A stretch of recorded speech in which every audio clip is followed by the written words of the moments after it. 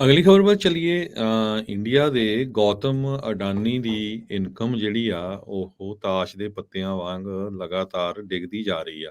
ਕੁਛ ਦਿਨਾਂ ਦੇ ਵਿੱਚ 90 ਬਿਲੀਅਨ ਡਾਲਰ ਉਸ ਦਾ ਲਾਸ ਹੋ ਗਿਆ। 60 ਸਾਲਾਂ ਦਾ ਇੰਡੀਅਨ ਬਿਲੀਅਨਰ ਏਸ਼ੀਆ ਦਾ ਸਭ ਤੋਂ ਅਮੀਰ ਬੰਦਾ ਗਿਣਿਆ ਜਾਂਦਾ ਸੀ, ਜਿਹਦੀਆਂ ਲਗਭਗ ਸਾਰੀਆਂ ਡੀਲਸ ਇੰਡੀਆ ਦੇ ਪ੍ਰਾਈਮ ਮਿਨਿਸਟਰ ਨਰਿੰਦਰ ਮੋਦੀ ਦੇ ਸਲਾਹ ਨਾਲ ਹੀ ਹੁੰਦੀਆਂ ਸੀਆਂ। ਇਹ ਫੋਰਬਸ ਮੈਗਜ਼ੀਨ ਦੀ ਰਿਪੋਰਟ ਹੈਗੀ ਆ। 2008 ਦੇ ਵਿੱਚ ਉਹ ਬਿਲੀਅਨੀਅਰ ਬਣਿਆ ਸੀ ਜਦੋਂ ਉਸਨੇ ਕਮੋਡਿਟੀ ਐਕਸਪੋਰਟ ਫਰਮ ਨੂੰ ਸ਼ੁਰੂ ਕੀਤਾ ਸੀ ਤੇ ਬਿਲ ਗੇਟਸ ਨੂੰ ਵੀ ਬਿਲੀਅਨੀਅਰ ਇੰਡੈਕਸ ਤੋਂ ਉੱਪਰ ਚਲਾ ਗਿਆ ਸੀ ਜੁਲਾਈ 2022 ਦੇ ਵਿੱਚ। ਈਵਨ ਦੋ ਟੈਕ ਇੰਡਸਟਰੀ ਨੇ 315 ਬਿਲੀਅਨ ਡਾਲਰ ਲਾਸ ਕੀਤਾ ਪਿਛਲੇ ਸਾਲਾਂ ਦੇ ਦੌਰਾਨ, ਪਰ ਇਸ ਦੀ ਇਨਕਮ ਲਗਾਤਾਰ ਵੱਧ ਰਹੀ ਸੀ। ਹਾਈਡਨਬਰਗ ਦੀ ਰਿਪੋਰਟ ਨੇ ਪੂਰੀ ਤਰ੍ਹਾਂ ਜਿਹੜਾ ਅਡਾਨੀ ਗਰੁੱਪ ਆ ਉਸ ਦਾ ਖਲਾਰਾ ਪਾ ਦਿੱਤਾ ਤੇ ਲੋਕਾਂ ਨੇ ਧੜਾ ਧੜ ਆਪਣੇ ਜੋ ਸ਼ੇਅਰ ਆ ਉਹ ਕੁਝ ਹੀ ਦਿਨਾਂ ਦੇ ਵਿੱਚ ਵੇਚਣੇ ਸ਼ੁਰੂ ਕਰ ਦਿੱਤੇ। ਸੋ ਜੋ ਉਹਨਾਂ ਨੇ ਕੋਸ਼ਿਸ਼ ਤਾਂ ਜ਼ਰੂਰ ਕੀਤੀ, ਇੰਡੀਆ ਦੇ ਮੀਡੀਆ ਨੇ, ਅਡਾਨੀ ਨੇ, ਵੀ ਅਸੀਂ ਜੀ ਲਾਸੂਟ ਫਾਈਲ ਕਰਾਂਗੇ, ਆਹ ਕਰਾਂਗੇ, ਉਹ ਕਰਾਂਗੇ। ਸੋ ਹਾਈਡਨਬਰਗ ਦੀ ਰਿਪੋਰਟ ਨੇ ਜਿਸ ਤਰ੍ਹਾਂ ਪਹਿਲਾਂ ਅਮਰੀਕਾ ਦੇ ਵਿੱਚ ਕਈ ਕੰਪਨੀਆਂ ਦਾ ਜਿਹੜਾ ਭੱਠਾ ਵਿਖਾਲਿਆ ਸੀ, ਵੀ ਕਿਸ ਤਰ੍ਹਾਂ ਉਹਨਾਂ ਨੂੰ ਐਕਸਪੋਜ਼ ਕੀਤਾ ਸੀ ਵੀ ਗਲਤ ਇਹ ਰਿਪੋਰਟਸ ਤਿਆਰ ਕਰ ਰਹੇ ਆਡਿਟਸ ਦੀਆਂ, ਤੇ ਉਸੇ ਤਰ੍ਹਾਂ ਅਡਾਨੀ ਗਰੁੱਪ ਵੀ ਜਿਹੜਾ ਆ ਉਹਨਾਂ ਦੇ ਅੜਿੱਕੇ ਚੜ੍ਹ ਗਿਆ ਤੇ ਅੱਜ ਉਹਨਾਂ ਦੇ ਜੋ ਕੰਪਨੀ ਆ ਉਹਦੀ ਪੋਜੀਸ਼ਨ ਬਹੁਤ ਹੀ ਮਾੜੀ ਹੈਗੀ ਆ। ਅਗਲੀ ਖਬਰ ਵੱਲ ਚੱਲੀਏ। ਇੰਡੀਆ ਦੇ ਗੌਤਮ ਅਡਾਨੀ ਦੀ ਇਨਕਮ ਜਿਹੜੀ ਆ ਉਹ ਤਾਸ਼ ਦੇ ਪੱਤਿਆਂ ਵਾਂਗ ਲਗਾਤਾਰ ਡਿੱਗਦੀ ਜਾ ਰਹੀ ਆ।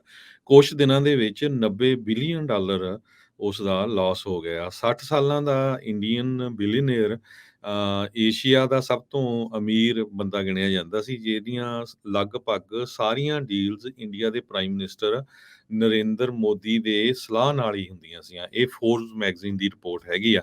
2008 ਦੇ ਵਿੱਚ ਉਹ ਬਿਲੀਅਨੀਅਰ ਬਣਿਆ ਸੀ ਜਦੋਂ ਉਸਨੇ ਕਮੋਡਿਟੀ ਐਕਸਪੋਰਟ ਫਰਮ ਨੂੰ ਸ਼ੁਰੂ ਕੀਤਾ ਸੀ ਤੇ ਬਿਲ ਗੇਟਸ ਨੂੰ ਵੀ ਬਿਲੀਅਨੀਅਰ ਇੰਡੈਕਸ ਤੋਂ ਉੱਪਰ ਚਲਾ ਗਿਆ ਸੀ ਜੁਲਾਈ 2022 ਦੇ ਵਿੱਚ।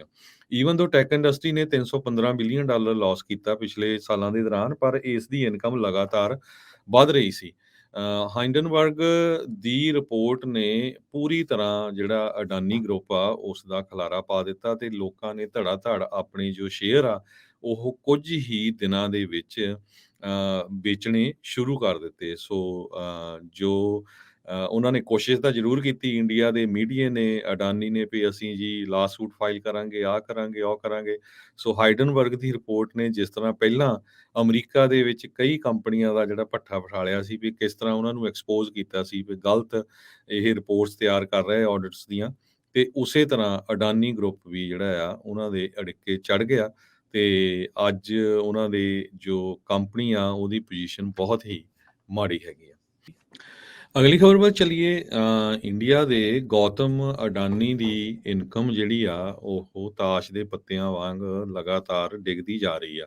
ਕੁਛ ਦਿਨਾਂ ਦੇ ਵਿੱਚ 90 ਬਿਲੀਅਨ ਡਾਲਰ ਉਸ ਦਾ ਲਾਸ ਹੋ ਗਿਆ। 60 ਸਾਲਾਂ ਦਾ ਇੰਡੀਅਨ ਬਿਲੀਅਨਰ ਏਸ਼ੀਆ ਦਾ ਸਭ ਤੋਂ ਅਮੀਰ ਬੰਦਾ ਗਿਣਿਆ ਜਾਂਦਾ ਸੀ, ਜਿਹਦੀਆਂ ਲਗਭਗ ਸਾਰੀਆਂ ਡੀਲਸ ਇੰਡੀਆ ਦੇ ਪ੍ਰਾਈਮ ਮਿਨਿਸਟਰ ਨਰਿੰਦਰ ਮੋਦੀ ਦੇ ਸਲਾਹ ਨਾਲ ਹੀ ਹੁੰਦੀਆਂ ਸੀਆਂ। ਇਹ ਫੋਰਬਸ ਮੈਗਜ਼ੀਨ ਦੀ ਰਿਪੋਰਟ ਹੈਗੀ ਆ।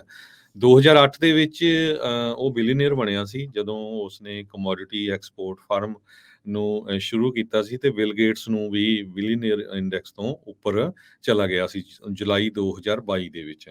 ਈਵਨ ਦੋ ਟੈਕ ਇੰਡਸਟਰੀ ਨੇ 315 ਬਿਲੀਅਨ ਡਾਲਰ ਲਾਸ ਕੀਤਾ ਪਿਛਲੇ ਸਾਲਾਂ ਦੇ ਦੌਰਾਨ, ਪਰ ਇਸ ਦੀ ਇਨਕਮ ਲਗਾਤਾਰ ਵੱਧ ਰਹੀ ਸੀ। ਹਾਈਡਨਬਰਗ ਦੀ ਰਿਪੋਰਟ ਨੇ ਪੂਰੀ ਤਰ੍ਹਾਂ ਜਿਹੜਾ ਅਡਾਨੀ ਗਰੁੱਪ ਆ ਉਸ ਦਾ ਖਲਾਰਾ ਪਾ ਦਿੱਤਾ ਤੇ ਲੋਕਾਂ ਨੇ ਧੜਾ ਧੜ ਆਪਣੇ ਜੋ ਸ਼ੇਅਰ ਆ ਉਹ ਕੁਝ ਹੀ ਦਿਨਾਂ ਦੇ ਵਿੱਚ ਵੇਚਣੇ ਸ਼ੁਰੂ ਕਰ ਦਿੱਤੇ। ਸੋ ਜੋ ਉਹਨਾਂ ਨੇ ਕੋਸ਼ਿਸ਼ ਤਾਂ ਜ਼ਰੂਰ ਕੀਤੀ, ਇੰਡੀਆ ਦੇ ਮੀਡੀਆ ਨੇ, ਅਡਾਨੀ ਨੇ, ਵੀ ਅਸੀਂ ਜੀ ਲਾਸੂਟ ਫਾਈਲ ਕਰਾਂਗੇ, ਆਹ ਕਰਾਂਗੇ, ਉਹ ਕਰਾਂਗੇ। ਸੋ ਹਾਈਡਨਬਰਗ ਦੀ ਰਿਪੋਰਟ ਨੇ ਜਿਸ ਤਰ੍ਹਾਂ ਪਹਿਲਾਂ ਅਮਰੀਕਾ ਦੇ ਵਿੱਚ ਕਈ ਕੰਪਨੀਆਂ ਦਾ ਜਿਹੜਾ ਭੱਠਾ ਵਿਖਾਲਿਆ ਸੀ, ਵੀ ਕਿਸ ਤਰ੍ਹਾਂ ਉਹਨਾਂ ਨੂੰ ਐਕਸਪੋਜ਼ ਕੀਤਾ ਸੀ ਵੀ ਗਲਤ ਇਹ ਰਿਪੋਰਟਸ ਤਿਆਰ ਕਰ ਰਹੇ ਆਡਿਟਸ ਦੀਆਂ, ਤੇ ਉਸੇ ਤਰ੍ਹਾਂ ਅਡਾਨੀ ਗਰੁੱਪ ਵੀ ਜਿਹੜਾ ਆ ਉਹਨਾਂ ਦੇ ਅੜਿੱਕੇ ਚੜ੍ਹ ਗਿਆ ਤੇ ਅੱਜ ਉਹਨਾਂ ਦੇ ਜੋ ਕੰਪਨੀ ਆ ਉਹਦੀ ਪੋਜੀਸ਼ਨ ਬਹੁਤ ਹੀ ਮਾੜੀ ਹੈਗੀ ਆ।